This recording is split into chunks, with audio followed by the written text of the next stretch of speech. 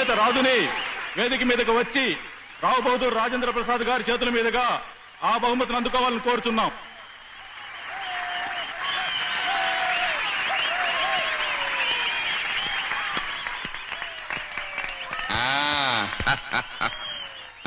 ఎవరా?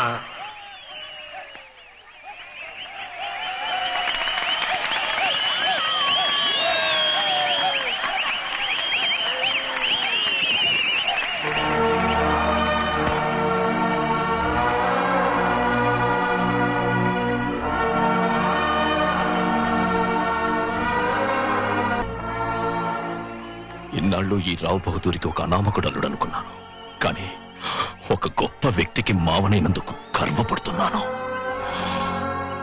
4 గోడల మధ్య నేను చేసిన తప్పుని నలుగురిలో దిద్దుకుంటాను.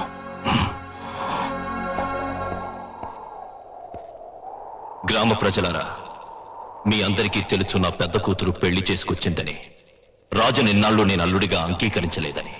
కానీ అతను ప్రాణాలకు తెగించి పోటీలో నెగ్గి చెరువుని మన ఊరికి బహుమతిగా ఇచ్చాడు. ఈ ఆనంద సమయంలో మీ అందరికీ ఇదే నా ఆహ్వానం. ఈ వేదిక నుంచి మీ అందరినీ పేరు పేరున పిలుస్తున్నాను. చిరంజీవి రాజుకి, చిరంజీవి సౌభాగ్యవతి సంధ్యకి శాస్త్రోక్తంగా నేను చెయ్యబోతున్న పెళ్లికి మీరందరూ రావాలి, దంపతుల్ని ఆశీర్వదించాలి.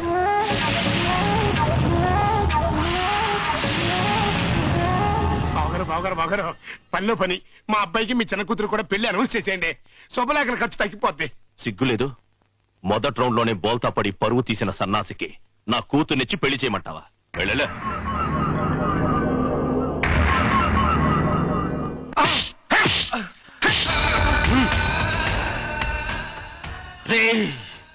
నీ అమ్మ బాబు చచ్చినప్పుడు ఎంత పిలగాడివరా? నీకు తిండి పెట్టాను, చదివించాను, పైకి తీసుకొచ్చాను. దేనికి? నా కూతుర్ని పెళ్లి చేసుకుంటావని. సంజయ్ను మర్చిపోతానని ఉత్తరం రాశానని చెప్పావు కదరా, మళ్ళీ మొదలుకొచ్చావేంట్రా? సంజయ్తో నేను జీవితాన్ని పంచుకున్నాను, ఆమెను మోసం చేయలేను, నన్ను వదిలేయండి. ఊరంతా శుభలేఖలు పంచేశాం. నువ్వు నా కూతురు మెళ్ళో తాళి కడుతున్నావు. కట్టనని ఎదురొచ్చావో నీ మెళ్ళో ఉరితాడు నేను కడతాను.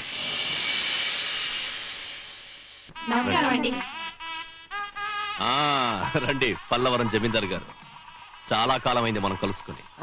అవునవును, చెప్పినట్టు చాలా ఘనంగా చేస్తున్నారు పెళ్లి. ఏమిటండి మీరనేది? రాజు స్వప్న ప్రేమించుకోవడం ఏమిటి? సంధ్యకి ముగుడిగా నటించడం ఏమిటండి? నిజమేనే. ఈ విషయం ఆయనకు తెలిస్తే ఎంత గొడవ జరుగుతుందో ఏమో.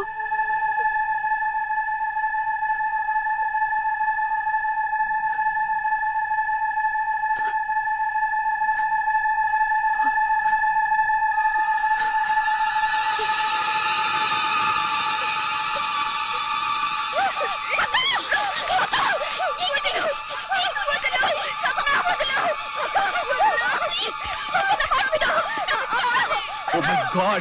సంధ్య! సంధ్య! ఎవరిది? సంధ్య! నా మాట విను, నువ్వెందుకు చదవకు?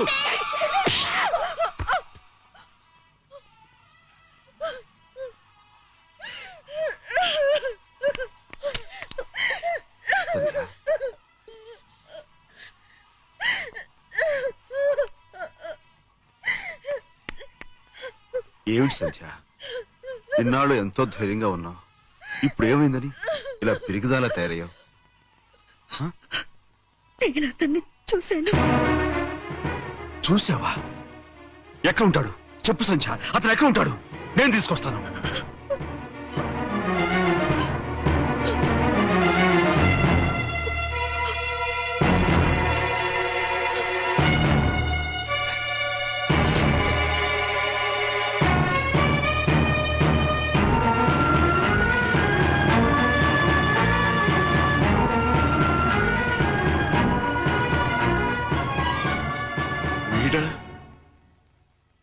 ఇదే ముహూర్తానికి ఆ రాయుడు కూతురిచ్చి వీడికి పెళ్లి చేస్తున్నారు.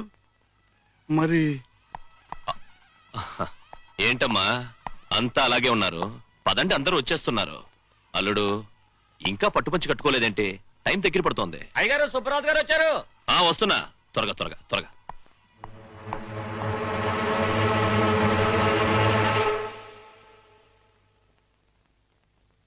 పెళ్లికి ముస్తాబవుతున్నావా వెంకట్?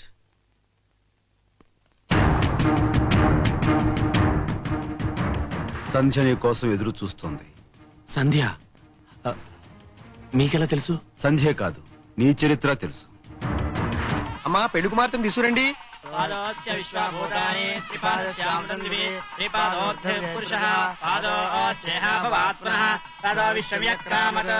సంధ్య పక్క ఊళ్ళోనే ఉందని నిన్న రేసులో చూసేంత వరకు నిజంగా నాకు తెలియదు. చూశాక దగ్గరికి వెళ్ళి పలకరిస్తే సంధ్యను చంపేస్తారని ఏమీ చేయలేని నిస్సహాయ స్థితిలో ఉండిపోయాను. సంధ్య కావాలని ఇప్పటికీ నువ్వు మనస్ఫూర్తిగా కోరుకుంటే మిమ్మల్ని ఇద్దరిని కలిపే బాధ్యత నాది. ప్లీజ్, అంతకంటేనా? అయ్యా పెళ్లి కుమారుడు తీసుకురండి. నాన్న, రాజుని రమ్మనండి. లేని వాడిని ఎక్కడి నుంచి తీసుకొస్తారు బావగారు?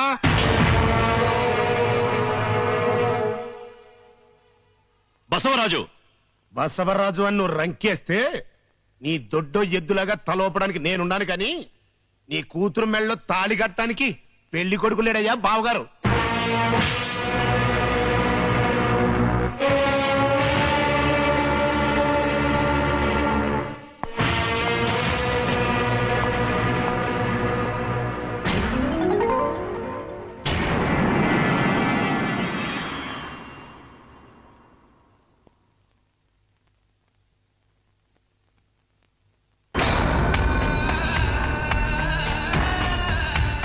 ఏంటి మా ఇంట్లో పెళ్లికొచ్చావు?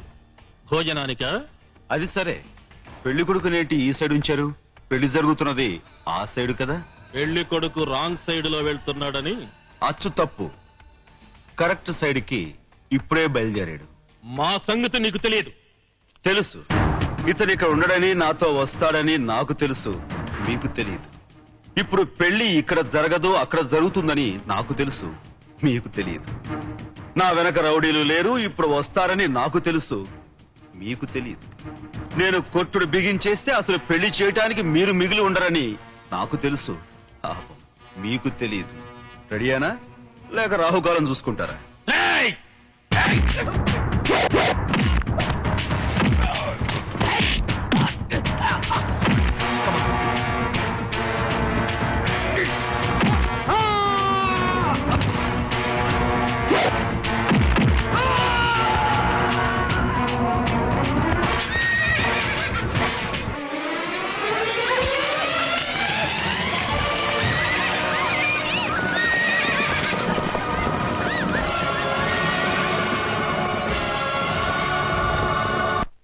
ఏమండి, తప్పిపోయినోడి కోసం తలాగు చోట ఎత్తికినా లాభం ఉంటది, కానీ పారిపోయినోడి కోసం పేపర్లో ప్రకటనలు వేసినా పెళ్లి కొడుకు జెండా ఎత్తేచాడు. బసవరాజు, మా వంశం మర్యాద, చరిత్ర, పరువు ఏమిటో తెలిసి కూడా వేలెత్తి చెప్తున్నావు. కాదు, డైరెక్ట్ గా నోటితోనే చెప్తున్నా. వంశం, పరువు, మర్యాద, చరిత్ర. ఏంటయ్యా నీ చరిత్ర? పెళ్లి కాకుండానే నీ పెద్ద కూతురు ఓ అడ్రస్ లేనోడితో కడుపు చేయించుకున్న చండాలపు చరిత్ర. ఆ కడుపును కప్పిపుచ్చుకోవడానికి ఎవడో దారే పోయేవాడిని తీసుకొచ్చి నీకు పెద్దలుగా పరిచయం చేసిన నీచమైన చరిత్ర. ఆ దొంగ మొగుడుతో నీ చిన్న కూతురు తెరసాటున ప్రేమ కలాపాలు జరిపిన ఆహా దరిద్రమైన చరిత్ర. రేయ్, అబద్ధాలు ఆడితే నాలుగు తెక్కొస్తాను. నా నాలుగు తగ్గటం కాదు, నేను చెప్పేది అబద్ధమో నిజమో. 3 ముళ్ళు పడకుండానే 3వ నెల కడుపుతో నీ ఇంటికొచ్చి ఎంత నాటకం ఆడుతాను నీ పెద్ద కూతురు అడుగు.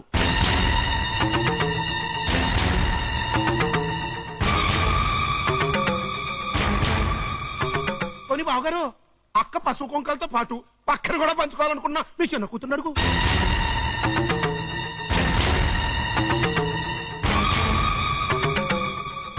నీ కూతుళ్లే కాదయ్యా, ఇవన్నీ తెలిసి కూడా నీకు చెప్పకుండా నీ బిడ్డలే అడ్డదారి పట్టిస్తున్నా నీ కన్న వాళ్ళని అడుగు. నువ్వు కట్టుకుని పెళ్ళని అడుగు. ఊరోళ్ళందరి ముందు నువ్వు కాపాడుకోవాలనుకున్న నీ పరువు మర్యాదల్ని నీ వాళ్లే నీ వెనకాల గోతులు తవ్వి పాతేశారు. ఇంకెక్కడుందండి నీ పరువు, మర్యాద, వంశం, చరిత్ర?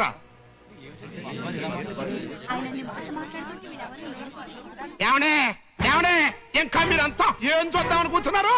ఇట్లాంటి పరువు తక్కువ గొప్పలో పెళ్లి భోజనం చేసేదానికంటే పరువు ఉన్న ఇంట్లో సావు కూడుతుంటే బెటర్.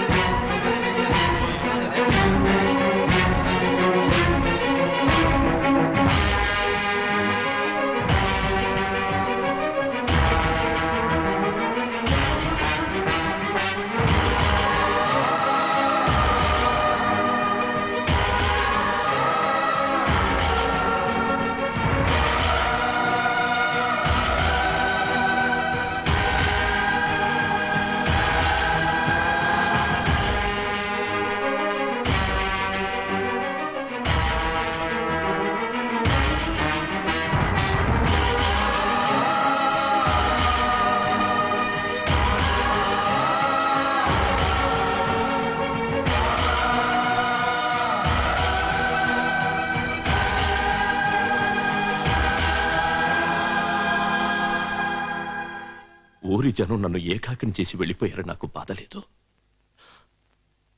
కానీ నా అనుకున్న వాళ్ళు మీరందరూ నన్ను ఏకాకిని చేశారు.